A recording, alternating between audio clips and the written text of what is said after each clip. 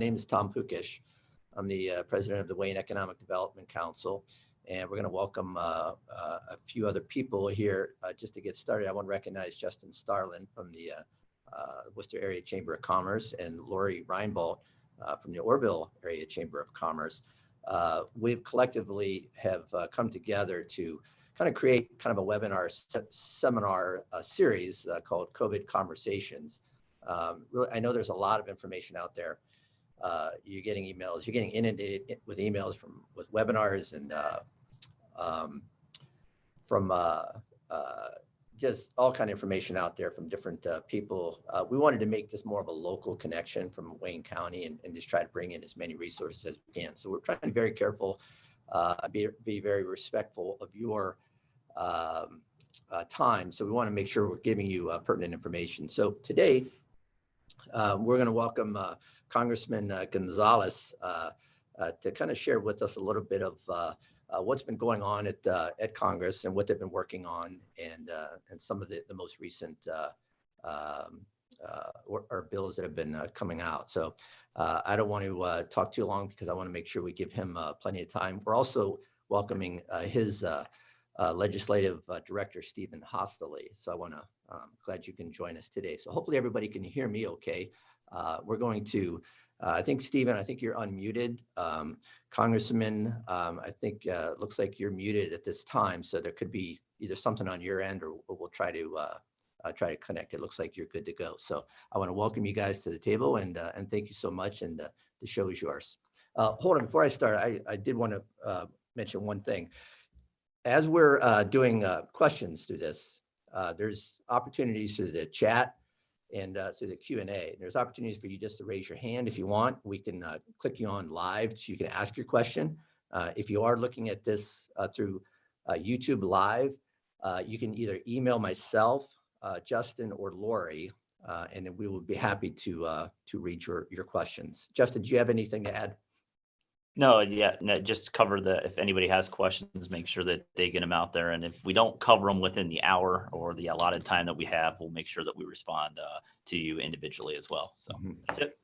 Yeah, we also will be recording this as well. So this will be recorded and put on our site along with the Worcester Chamber site and along with the Orville Chamber site. So with that, I am going to go away and then let the Congressman talk. Thank you so much for being here, Congressman. Great. Well, thanks for having me and thanks for putting this together. First, quick check. Can everybody hear me? Yeah. Sounds good. Okay, great. So I thought to start, I'd kind of give you a brief overview of just how we're even thinking about this and how we're thinking about this very unique and unusual time in our country, and what the policy responses are likely to be, what they've been so far, but also what they're likely to be, given sort of how we view the current state of play. So I think it's fairly obvious that we are going through what I hope is a once in a lifetime international health crisis. That health crisis has resulted in a government mandated, essentially, economic recession, crisis, whatever you want to call it, where the government has actually stepped in and said, hey, because of this policy, because of this health crisis, we are actually going to shut businesses down. We are going to contract the economy because that's what the right health response is. The right health response is we need to reduce the spread, we need to reduce contacts, and we need to, as you all know, flatten the curve. So in that world, I think two things. Number one, as somebody who sits on the Financial Services Committee, I'm trying to make sure that everything I just said doesn't result in a financial crisis. And so you've seen a lot of things at the Federal Reserve and Treasury that are designed specifically to get liquidity into the system and into the hands of the people whose incomes have just dried up, whether that's a business or an individual. And so that's number one. And two, the way that I think about this is not as a bailout, which, in 2008, we had a bailout, which basically was a handful of banks doing things that they probably shouldn't have been doing, and then ultimately almost brought down the entire financial system. Bailout came in where we sort of shored up the bad actors. This is totally different from that.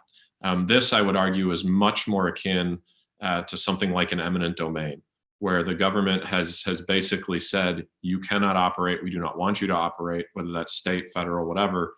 And as a result, now we need to provide liquidity, we need to provide cash to all the individuals and all the businesses that we have basically prevented from operating.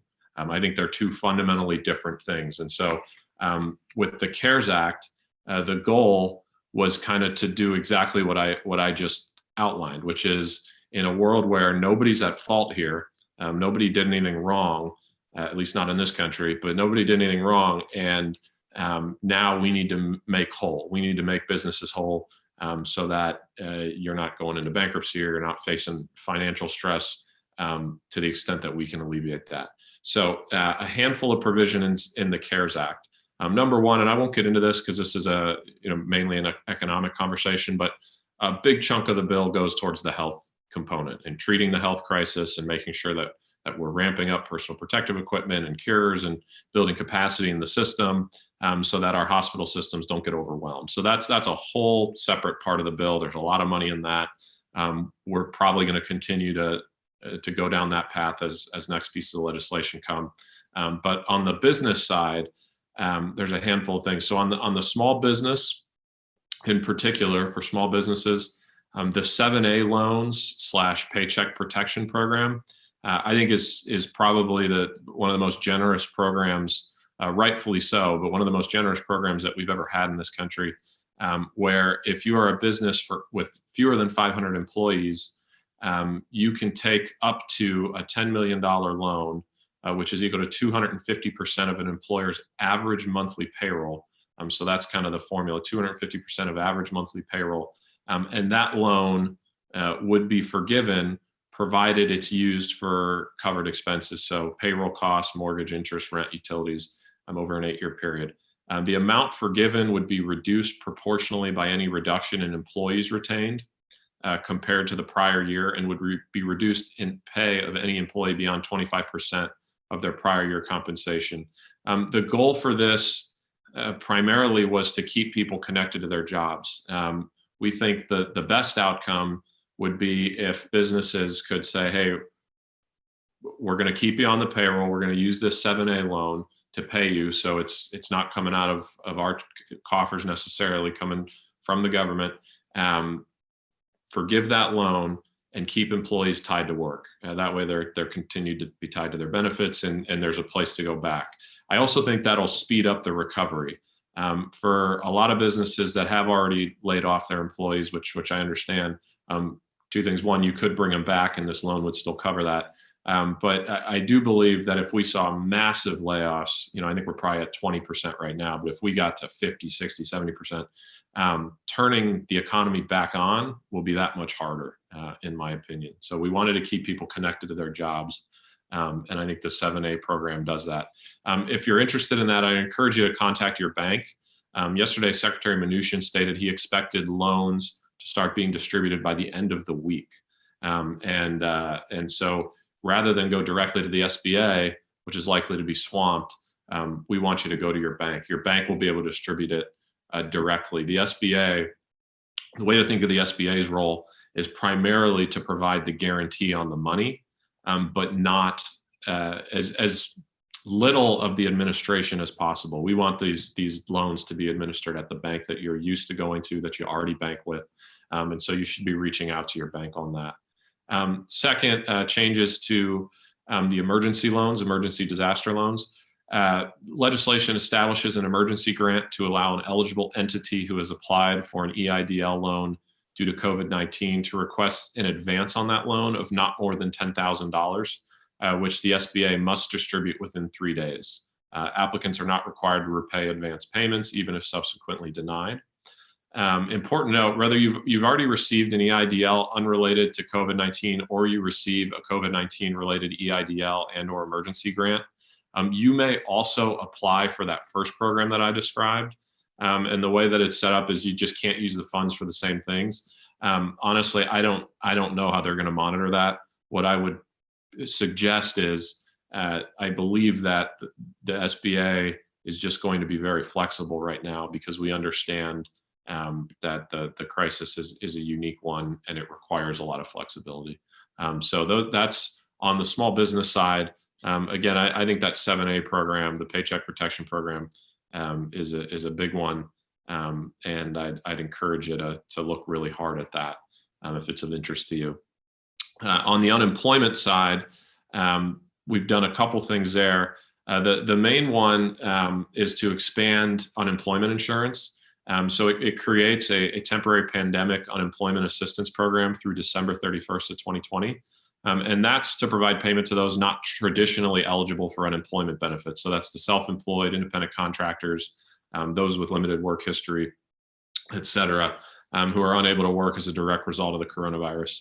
And the bill provides an additional $600 per week payment to each recipient of unemployment insurance for up to 4 months. And the total availability of unemployment insurance is extended to 39 weeks. So again, a pretty big expansion there. That's designed for people who maybe are in industries where they've already had that round of layoffs and it's not feasible to bring them back on under the Paycheck Protection Program. I'm seeing this a lot in restaurants, for example. This would be a way for those workers to get into the unemployment insurance program and get that additional $600 per week. And that obviously runs through the state. I will tell you, I was on a call with Governor DeWine yesterday, and they are well aware, I'm sure you guys are hearing this, but they're well aware that there's a pretty significant backlog at the state right now with respect to unemployment insurance. And so they're working through that. They're bringing on additional people. They're bringing on additional call centers just to try to get ahead of that. But right now, that backlog persists, but I suspect it'll start to resolve over the next week or two. On the business tax side, two things. One, an employee retention credit. Bill provides a refundable payroll tax credit for 50% of wages paid by employers to employees during the crisis. Credit is available to employers whose 1, operations were fully or partially suspended, or 2, gross receipts declined by more than 50% compared to the same quarter in the prior year. Delay of payments on employer payroll taxes. So you're going to get a delay of payment on the employer payroll tax that allows employers and self-employed individuals to defer the payment of the employer share. The provision also requires that deferred employment tax be paid over the following 2 years, with half the amount required by December 31st, 2021, and the other half by 2022. So it gives you some time to make that up. And then the last piece I'll highlight for this is on the payment for individuals. There's been, I won't say controversy, but it's still not entirely clear who's going to get them. But recovery checks up to $1,200 will be put in the hands of most taxpayers, providing cash immediately to individuals and families. Married couples who file are eligible up to $2,400, and then an additional $500 for every child. There's a lot of questions around how that works, when that cutoff, joint custody of kids, et cetera. We can answer those in the Q&A if that's relevant. And then I will say these are reduced for higher income taxpayers. So as a single taxpayer, if you're over 75, sorry about that. Shut off all my noises here. 75,000 in adjusted gross income and 150 for joint filers, it starts to phase out. And again, the secretary has said he expects these to go out by the end of April, if not sooner. The goal is to get them out quickly because we know a lot of people are strapped for cash right now. So that's the CARES Act. The final thing I'll say before we go into Q&A, I do think that with respect to responding to the crisis, we're kind of, use a baseball analogy, kind of third inning, maybe heading into the fourth. I don't think we're anywhere close to being done here. And when you look at what's going to come in the next round, I think there's a couple things that are probably top of mind. Number one, right before we got on, the president just tweeted that he wants to do a big infrastructure package. I think we will probably get to that. If you would have asked me a month ago, I would have said probably not. But I could see that being a big thing. If unemployment, we come out of this crisis in the middle of the summer or whenever, that unemployment is pretty high, 15%, 10%. That would be, in my eyes, that would be ripe for a big infrastructure package. So you could see that. I don't think that'll be in the next package, but I could be wrong. What I do think you'll see is potentially some more help for individuals. If it turns out that these checks aren't enough, or that the unemployment insurance isn't providing the backstop for individuals that we thought it would, I think you could see more there. I think you'll see some more for sure on state and local government finances. Their tax receipts are going to be way down, and their budgets are going to have giant holes in them. And right now we haven't done much on that. And then some additional flexibility for the Fed, I think, to provide liquidity to the system. So that's kind of what I see for the next step. But to be determined on that. Obviously, that'll take place. That negotiation will take place over the next, I'd say, month and a half. So with that, want to thank you all again for allowing me to jump on with you. Hopefully that that overview was helpful. I do have my legislative director, Stephen Hossley, on this as well. So if we get in any nitty gritty questions that I can't answer, he'll jump in. But I will turn it over from here. So thank you.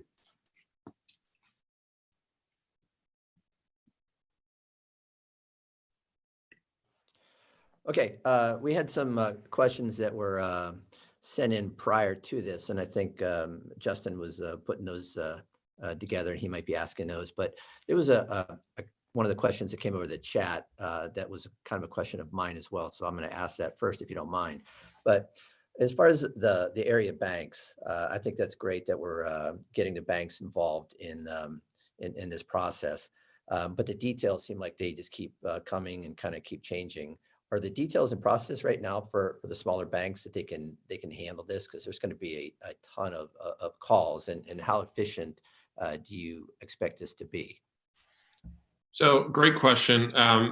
In terms of how efficient I expect it to be, relative to any other giant government program that is created from scratch in 2 weeks, I think it'll actually be very, very efficient. The reason we have it running through the banks is specifically to make it as streamlined as humanly possible. Secretary Mnuchin has said that he expects to articulate the rules and the format by the middle of this week, with checks going out by the end of this week or early next week. So I know the Treasury is working night and day trying to get this articulated. The advice that I would give is if you have folks who are already calling the bank, or who are already that are good candidates for these loans, I would definitely be proactive about reaching out, and just know kind of operationally you're likely to get a surge yourself. So we're getting a bunch of surges on constituent calls for a whole host of different things. I suspect that's going to happen. If it's not already happening, it's going to happen at your local bank as well, where folks who are accustomed to normal business standard operating procedures, you're going to get a whole flood of them here in the next week to 2 weeks as the rules are articulated, and then you'll want to respond accordingly. But it should be a very, very quick process relative to other SBA programs that we've had in the past. Okay. Maybe a follow-up with that, Congressman or Stephen. A number of people have asked, they've already logged on to SBA. They've already applied for the economic injury loan program or disaster loan program. And I think there needs to be further clarification. There is a difference between the two loans, and you really can't apply for the payroll protection program as of today. And maybe where would be a good process or location for them to find out when that application is readily available? Stephen, you want to take I don't know where it'll be published. Do you want to take that? Sure. So the SBA is still finalizing their guidance for the disbursements of how this program is going to work. So that information is expected, as Congressman said, in the next few days. From there, I think congressional offices will be one of the first to be notified. So to be honest, we'll be very quick to publish that information on our different platforms, on our website, on our social media accounts. And we'll also send out all the information to our local chambers and local elected leaders. So I would be on the lookout for our websites and our resources that we have available. We expect to get that information in the next day or so, and we'll be sure to quickly follow up and quickly publicize all that information. I if you are a business who is interested in this, I would contact your bank. I've talked to multiple banks in the district already, and they've already received a lot of inbound requests. So I would just make sure that you're already starting the process of talking to your bank about what sort of information they will need. So when they are able to start accepting the applications, that you're not starting from scratch. Additionally, we have some resources that we can potentially disperse after this meeting that outlines the different requirements in terms of what will be asked of you when you are submitting an application. So I think those are the resources you should be on the lookout for, and we can provide after this call. Yeah, nothing to add for me. I think that all sounds right to me. Okay, excellent. Thank you. Yep. Tom, do you want to cover any other that are coming in? Yeah, I'll just read some of the ones that have come over. Some of these are technical ones, but besides the 500 employee requirement, what other restrictions are there, such as asset value or limits? I mean, the requirements are primarily on where you're spending the money. So it's more about making sure that you're keeping your employment base intact, and you're using those dollars for utilities, payroll, mortgage, et cetera. So the restrictions on the businesses themselves are fairly minimal to non-existent. Stephen, there may be a couple. I know there was a revenue cap at one point, but I think it was pulled out. Right. I'll add a few different things. You had to be in operation prior to February 15th. That's making sure that the program isn't taken advantage of. And I'm seeing a few other questions in the chat that I'll just kind of go over. That if you are a sole proprietor, you are eligible for this. Independent contractors are eligible for this. And there is an exception if you are an employee who has more than 500 employees. You are or an employer with more than 500 employees.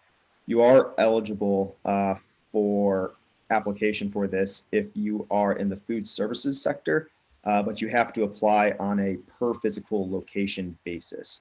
So if you are an employer who has more than 500 and you are food service in the food service industry, I think that's NAICS code number 72, then you are able to also apply, but it would have to be on a location by location basis.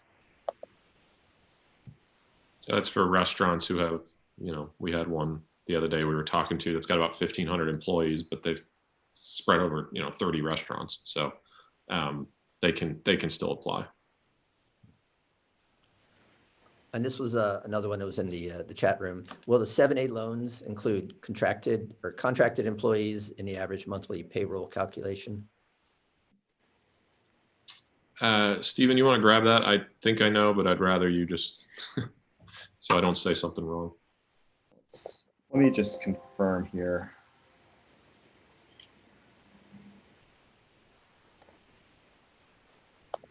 Let us follow up with specifics on that. There's a few different exceptions, and I want to make sure I'm providing all the correct information on that.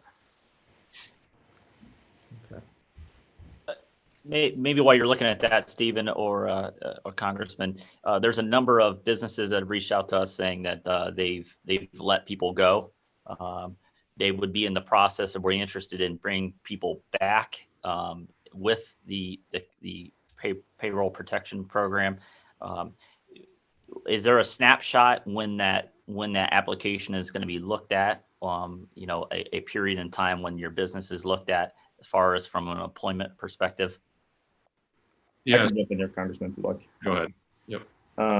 So yes, there's a provision that allows for rehiring of individuals who are laid off, and in order to be in compliance and to receive the full forgiveness, you would have to have your employment reduction fully addressed, meaning rehiring by June 30th, 2020.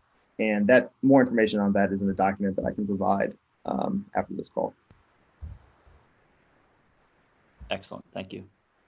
Stephen, it's also based on last year's employment, right? Right, correct. So they in terms of your total forgiveness amount, they compare it to this time last year.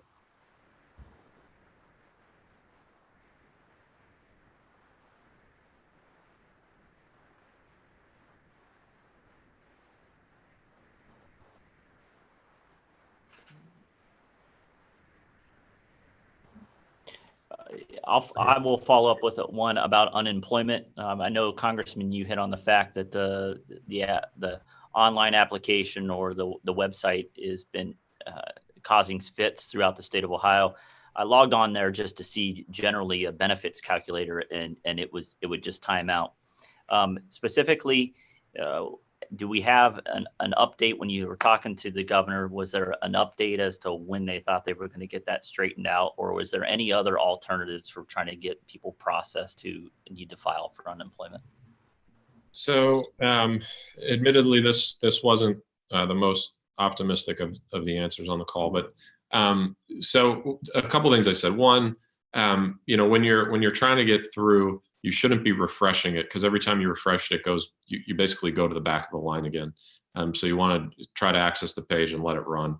But secondly, a lot of it has to do with the quality of the broadband that you're using and how quickly you're getting in. So a couple of things that they're going to do. One, they're going to try to increase server capacity. If they increase capacity, then theoretically more people can access the site at the same time. So they are going to do the things that they need to do on that. But again, that's a process, and it doesn't happen overnight. The other thing they said is you can always call, and it sounds like they did increase call center capacity. I think they doubled it. But again, the system's just so flooded right now. So if it were me, what I would probably do is and this is frustrating, I would try to log in through the computer, but I would also just place a phone call, put it on speaker, and know you're probably going to be on hold for a while until somebody gets to you. But that's until they can make those hires and increase the server capacity. I think that's probably the best we can hope for right now on that front. I'll quickly add in that benefits are backdated, though. So in terms of for an individual it may take a week or two to have their application submitted and approved. During that period, those 2 weeks are backdated for unemployment insurance compensation.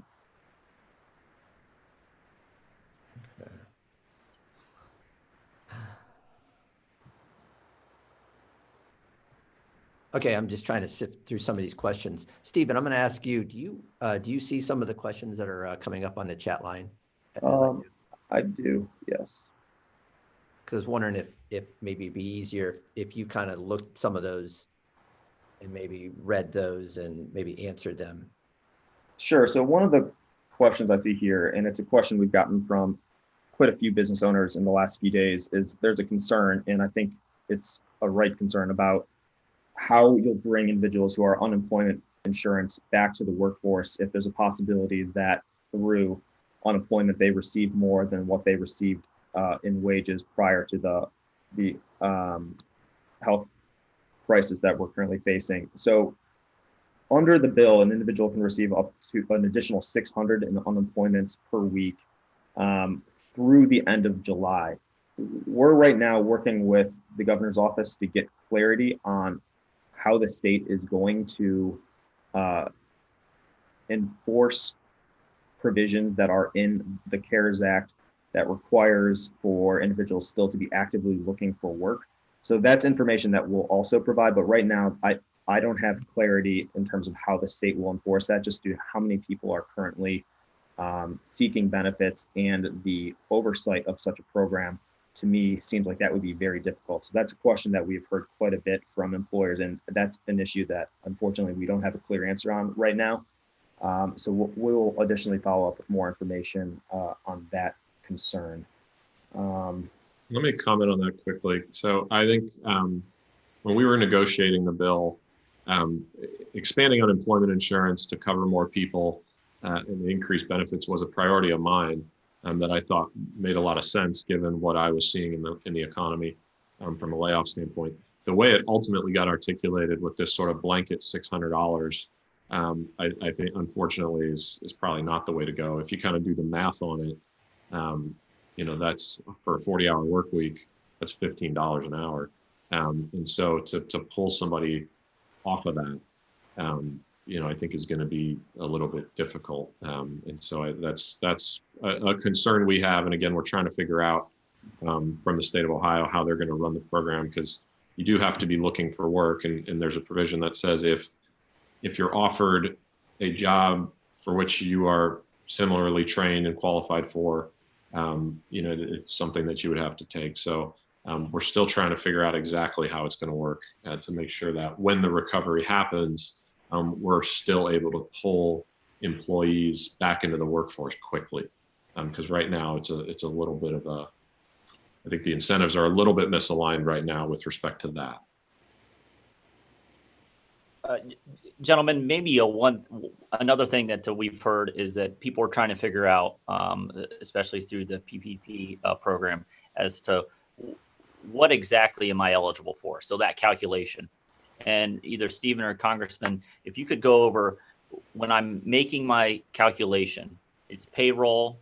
What other components are into that monthly calculation, which is then going to be multiplied by 2.5 times? Stephen, you want to grab that? Yeah, so I'm looking at a document right now. So the maximum loan is 2.5 times the average total monthly payroll cost during the year prior to the loan date. So it's just the total monthly payroll cost times 2.5. From the previous year, but then what all's covered? So it's rent. Oh, I'm sorry. Rent, utilities, payroll, and mortgage, right? For the forgiveness component, yes. For the forgiveness, yep. So as long as you use the funds for those purposes, then the loan will be forgiven. And the thing I always tell people, I don't give financial advice. I don't tell you how to run your business, certainly. I will tell you, my father's a small business owner. He's got a couple hundred person steel plant. I am telling him that he needs to be on the phone with his bank about the 7A program and to make sure he understands how it works, because that's, I can just tell you from where our focus was, that's where we put the bulk of our thinking with respect to how we're going to help small businesses weather what will ultimately be a short run economic. And Congressman, maybe to follow up on what you just said with consult with your bank, Stephen or Congressman, is there a good list of those eligible or approved essential banks where, we have a lot of smaller banks here in Wayne County, just to make sure that those banks are approved or going to be approved for the program? Is there a list or a link that we could? So we can send out a list of all that have historically done it, but then it's also the case that any FDIC insured bank can participate in this program. So it is going to expand beyond the normal list. But if you want a list of who already distributes SBA loans, we can definitely provide that. And there are a lot of providers in our region who do just that. Okay, excellent. Tom, do you have any other specific questions? Yeah, as I was looking at the chat, and Stephen, hopefully you're looking at that as well, because there was a few questions and it keeps getting wrapped around the whole payroll.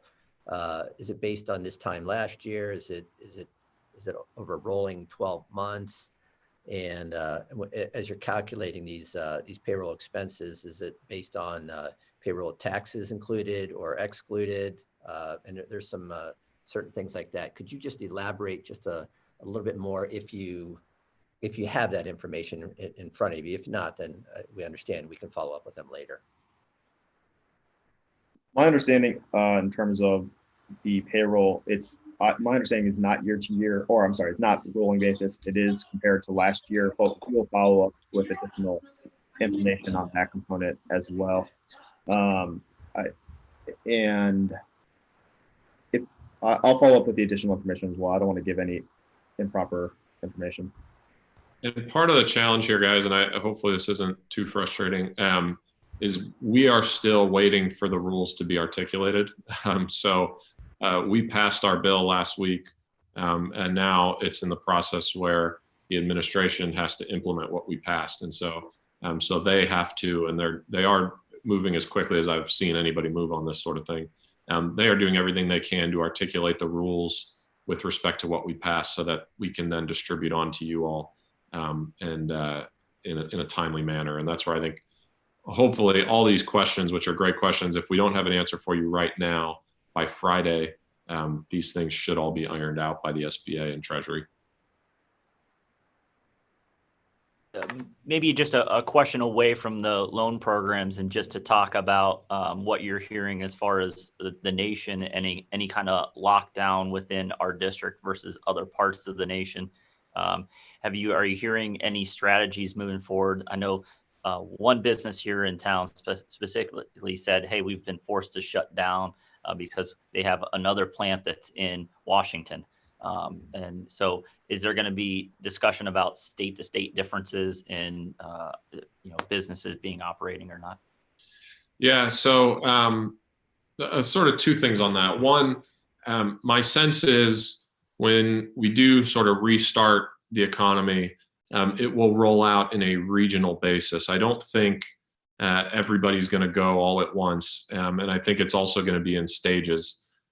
So, if you are living in a place like in New York, for example, that's getting absolutely crushed, if they aren't able to get their curve down, if they aren't able to manage this, it's going to be a long time before they restart. Ohio, on the other hand, my belief is that we went early. I think Governor DeWine basically went way ahead of everybody else. And I mean that in a good sense, because what the data shows, there are two types of countries or two types of regions that do well. There are those that have adequate testing, which we do not have. So that's like South Korea, Singapore, Taiwan, all those areas, Japan. They had adequate testing where they could test everybody. They could surveil people and do contact tracing and figure out where this was spreading, and then they could be very targeted in their lockdowns. So they'd lock down instead of locking down whole countries or cities, they'd lock down a particular neighborhood or a house or a business or whatever it is. And so that allowed them to be very proactive and positive on how they've dealt with this. The other groups that do well are those that go early. So when you see 1, 2, 3 cases, you start to act then. Because this grows exponentially, if you wait and say, well, we'll wait and see if our hospital system gets overtaken. If you wait, you're dead. I mean, you've just been overrun because it grows too quickly.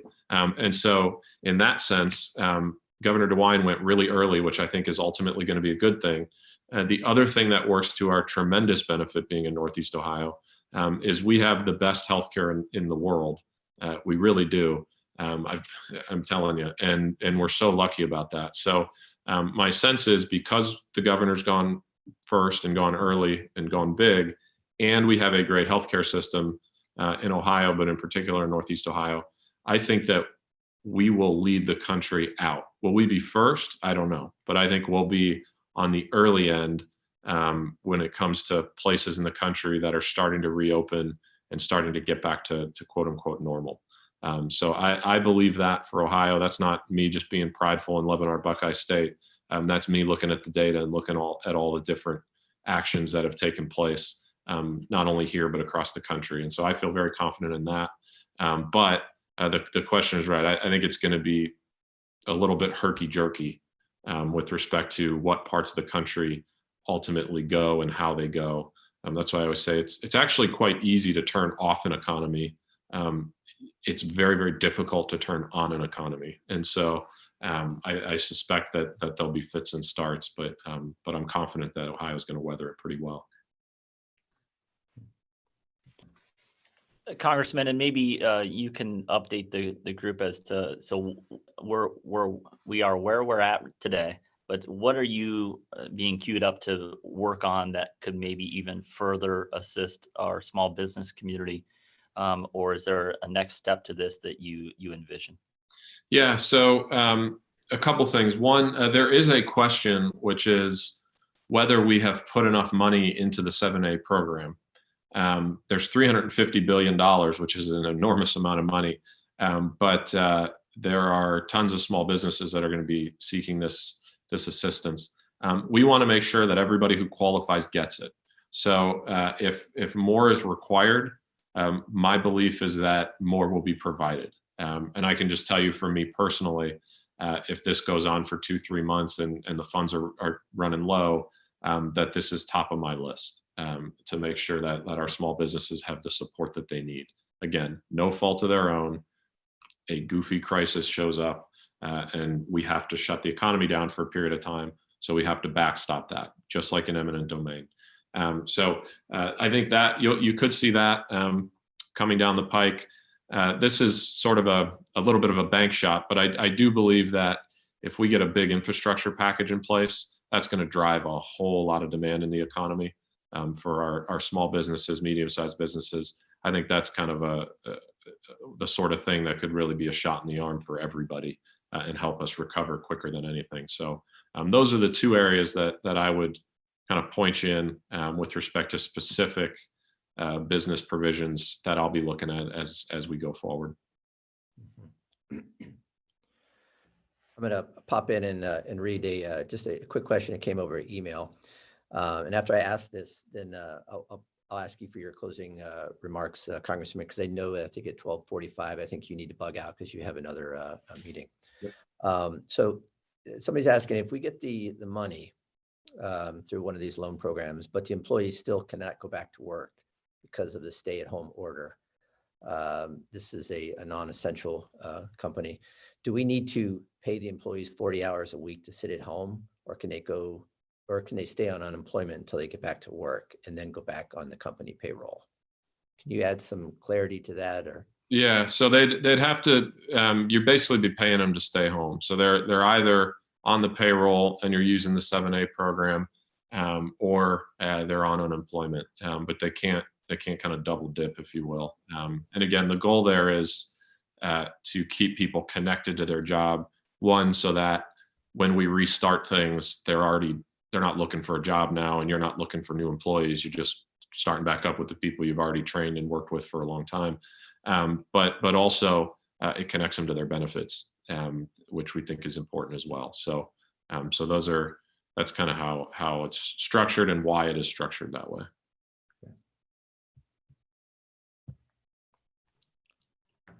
One maybe quick last one here, Tom, if you don't mind. Sure. And I'll read this just off of an email.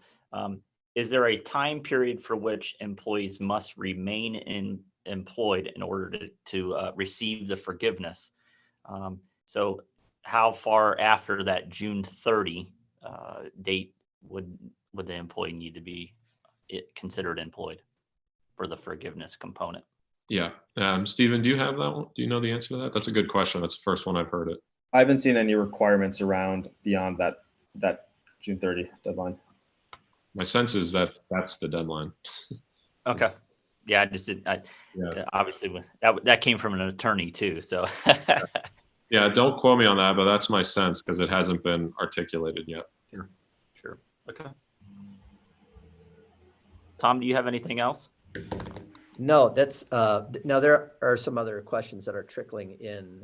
Would there be an opportunity for us to either forward them over to maybe one of your aides, or yeah, of course, even for some continued follow-up? Absolutely. And Tom, maybe what we can do is we can take all those questions, we can put them in a document and see how much of those we can answer, or we can share with the entire group as well. We have your email, so we can share it that way. Okay. Yeah, I think that's a great idea. I can't thank you enough, Congressman, for coming on today to talk to our county.